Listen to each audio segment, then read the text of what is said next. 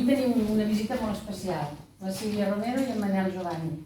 Són els dos autors del llibre aquest, de Ningú com tu, que és una novel·la que han escrit a 4 mans i editada per Stomberg. La novel·la comença així. A mi m'agrada sempre llegir la primera frase, quan compro un llibre sempre llegeixo la primera frase. I comença així. El primer cop que la Pasquala va canviar de mare, la nena tenia 9 anys. La Pasquala és la que porta, la que condueix la història, a pesar que hi ha 5 dones més molt importants en tota la història. Comença l'any 1933 i s'acaba el 1973, o sigui, 40 anys. La novel·la està ben documentada, està molt ben escrita, un llenguatge senzill i clar. L'argument es basa en la història i en la vida d'aquestes 5 dones, però principalment de la Pasquala i de la història d'amor que va tenir amb el seu senyor, amb el seu amo, diguem, en Lluís Tossal, que és un important empresari i un gran col·leccionista. Llavors, el tema principal de la novel·la és la història d'amor de la Pasquala i en Lluís Tossal. No és una cosa tonta, vull dir, és una història molt maca, no és una història d'amor de rosa, no. Hi ha moltes coses a llegir de la novel·la. Està ambientada en molts llocs, que també és molt important els puestos on està ambientada.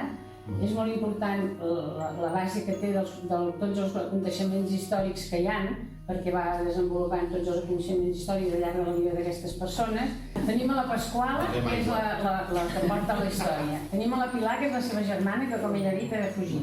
Tenim a la Graviela, que és la tia de les dues, que és la que les acull i que és una republicana de socarreu. Tenim a l'Antonieta, que és una veïna de Valderobles, que també té la seva personalitat i la seva força. Tenim a la Vera, que és aquesta nena que ha nascut, el Lluís Tossal, però també tenim uns personatges secundaris que també són per exemple, la senyora Gilabert, que és la mare de Lluís, que aquesta senyora és la típica persona que vol ser molt important, que vol dominar tothom, que és una manipuladora i que també fa de les seves. És que no es poden explicar masses coses.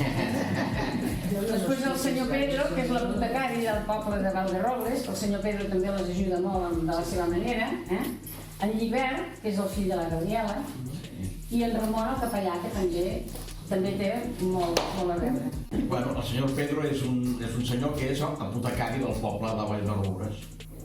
I en un moment dado, creia aquell, doncs el que ens interessava era que les nenes poguessin sortir del poble.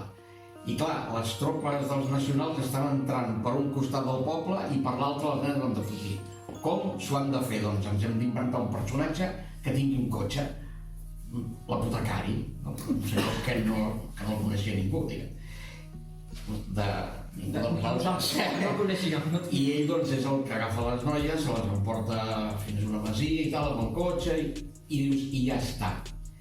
Però resulta que aquest personatge després ens convé que també faci alguna cosa en relació amb l'Antonieta, que és una que es queda al poble, i vas veient com el personatge sol, que sembla broma, però és veritat, va creixent i al final és tot un personatge del qual no sabem ni el cognom. Sempre li diem el senyor Pedro, el senyor Pedro, no?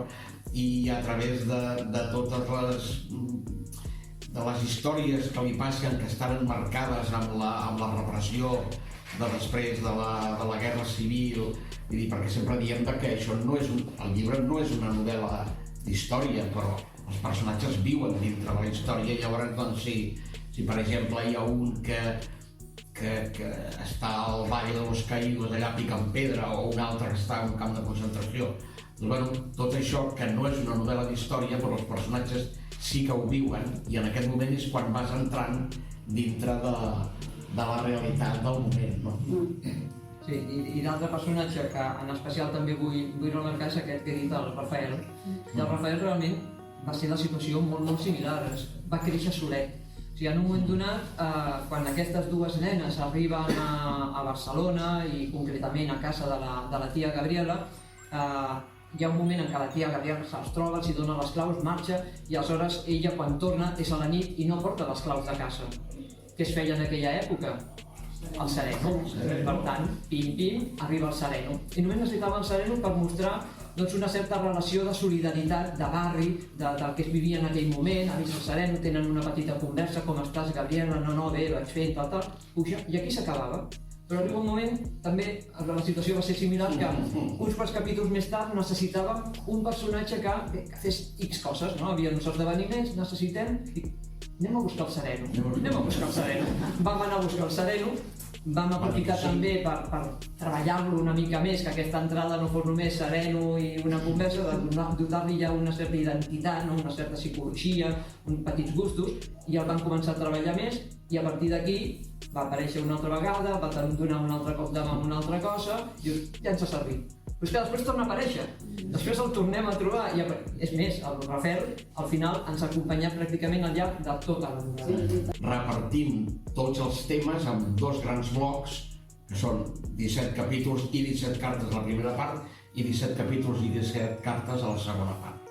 Llavors, les cartes van dirigides al cor de la persona que ho llegeix, perquè estan escrites naturalment en primera persona, o sigui, és un que explica el que sent, o el que pateix, o les seves esperances, i escriu amb un altre. I són sempre personatges diferents, clar, no és allò que sempre un escriu a l'altre, llavors faríem com una correspondència tota seguida, no?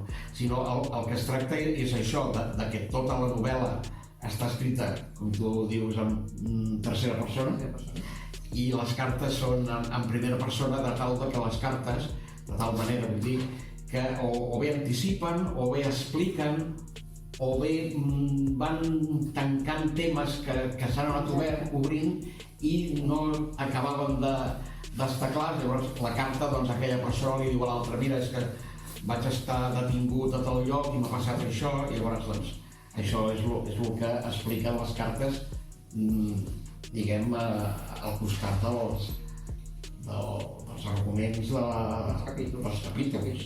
És que si no fos per les cartes, hauríeu d'explicar moltes més coses. I en canvi la carta, en 2 pàgines, expliqueu una quantitat de coses que és molt aclaridora per entendre l'argument de la novel·la i de tot el que passa a cada personatge, que dius, com he llegit la carta ja sé el que ha passat i ja puc anar llegint i puc continuar. No sé, a mi m'ha agradat molt això.